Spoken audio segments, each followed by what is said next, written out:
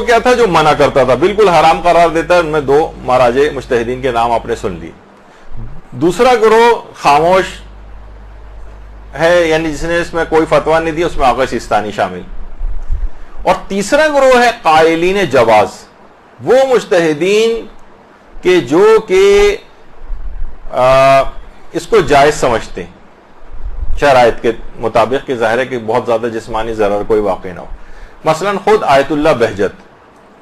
اب اگر کوئی بھی لوگ, ابھی آپ جو نام سنیں گے اتنے بڑے بڑے مجتہدین کے, اگر آپ اس عمل کو اس طور پہ اس کو وائرل کریں گے کہ دیکھیے کیا وحشیت, کیا بربریت, کیا فلاں چیز, یہ سب کچھ ہو رہی ہے اور یہ کس قسم کے غلط فتوے دیے جا رہے ہیں, تو گویا آپ اب آیت اللہ بہجت کے بھی خلاف آپ اب ان تمام, میں اب سیریز پیش کر رہا ہوں آپ کے سامنے تاکہ ایک دوسرا رخ بھی آپ کے سامنے آ جائے کہ جب آپ اس قسم کی زبان استعمال کرتے ہیں تو اس کی زد میں کتنے مقدس مجتہدین اور علماء آ جاتے ہیں. آیت اللہ بہجت.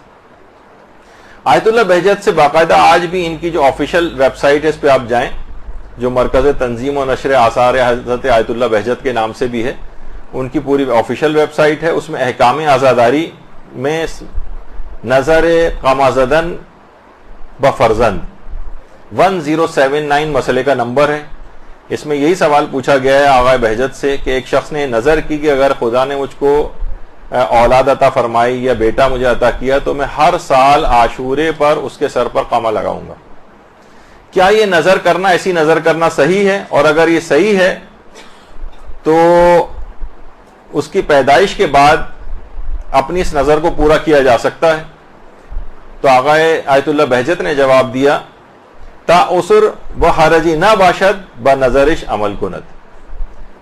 جب تک کہ شدید کوئی پریشانی کی بات نہ آ جائے, یعنی کوئی شدید مشکل و پریشانی, حرج جسے کہتے ہیں ناقابل تحمل کوئی ایسی بات آ جائے, ایسی اگر کوئی بات نہ ہو تو اس نظر پر عمل کرنا ضروری.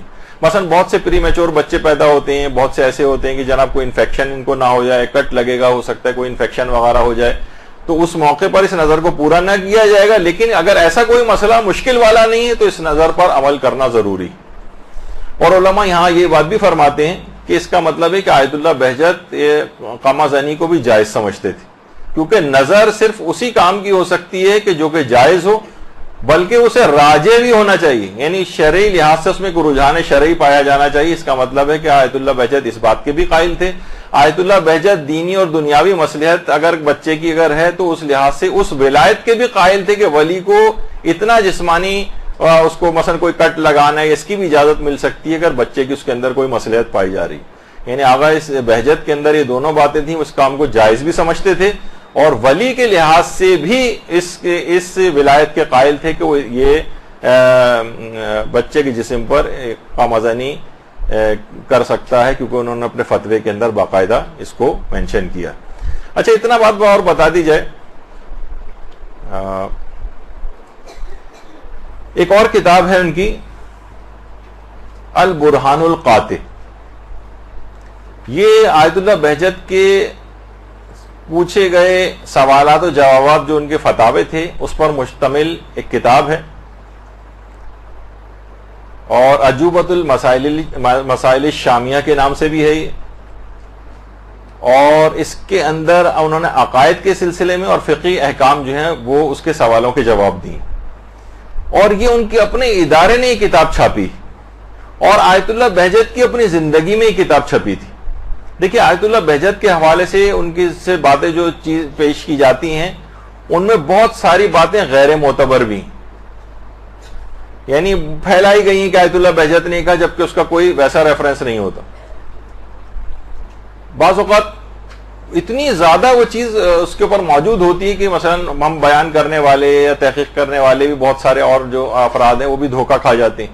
مثلا ایک دفعہ ایک درس ہوا تھا, میں اس کا بھی بیان کر دوں کہ مثلا میں نے خود ہی کسی درس میں بیان کیا تھا کہ آیت اللہ بہجت کے قرآن جو ان کے زیر استعمال تھا اس کے حاشیے میں فلاں جملہ لکھا ہوا تھا. امام زمانہ کے لحاظ سے ایک بات اس کے اندر کی گئی تھی. درود بھیجیے محمد علیہ محمد.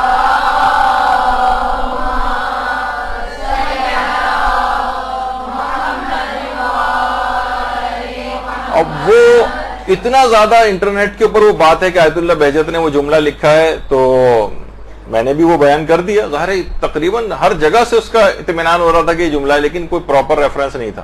بعد میں جب ان کے دفتر سے اور ان کے ادارے سے رابطہ کیا گیا تو انہوں نے کہا کہ ہم نے آیت اللہ بہجت کے زیر استعمال تمام قرآن دیکھے، اس میں کسی بھی جگہ وہ حاشیے کے اندر جملہ نہیں۔ تو بہت سی ان اوتھینٹک باتیں بھی معاشرے کے اندر ہو جاتی ہیں، اکثر دھوکہ کھا جاتی ہیں۔ لیکن یہ کتاب ایسی کہ جو آیت اللہ بہجت کے اپنے ادارے نے چھاپی اور آیت اللہ بہجت کی اپنی زندگی میں چھپی ہے، اس کے اندر کیا ہے؟ اس کے اندر باقاعدہ آیت اللہ بہجت سے کچھ سوالات کیے گئے ہیں۔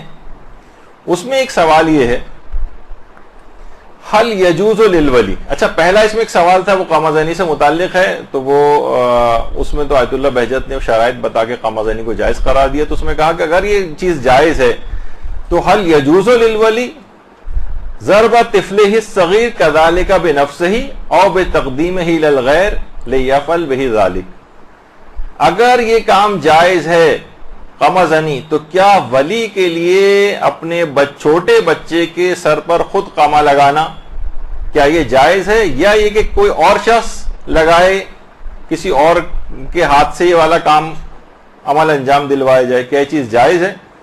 تو آیت اللہ بہجت نے جواب دیا اس کتاب کے اندر، یجوز ذالک ما یرویا صلاحہ فی الدنیا والآخرہ کما یجوز الاحتجام بہ مع عدم الضرر والاکراہ، یہ چیز جائز ہے اگر ولی یہ دیکھ رہا ہے کہ اس کے اندر اس کی دنیا اور آخرت کی کوئی صلاح ہے، جس طریقے سے حجامہ جو ہوتا ہے کما یجوز الاحتجام، یعنی جس طریقے سے حجامہ وہ کپنگ وغیرہ جو آج کل ایک طریقہ ہے نا حجامہ جس میں خون نکالا جاتا ہے، بس یہ ہے کہ کوئی بچے کو کوئی نقصان نہیں ہونا چاہیے، یعنی ہو سکتا ہے کہ آپ نے اتنا زیادہ اس کا خون نکال دیا، غلط کوئی چیز طریقے سے نکال دیا، زنگ آلود مثلا چھری تھی، اس سے کوئی نقصان نہیں ہونا چاہیے اس کو۔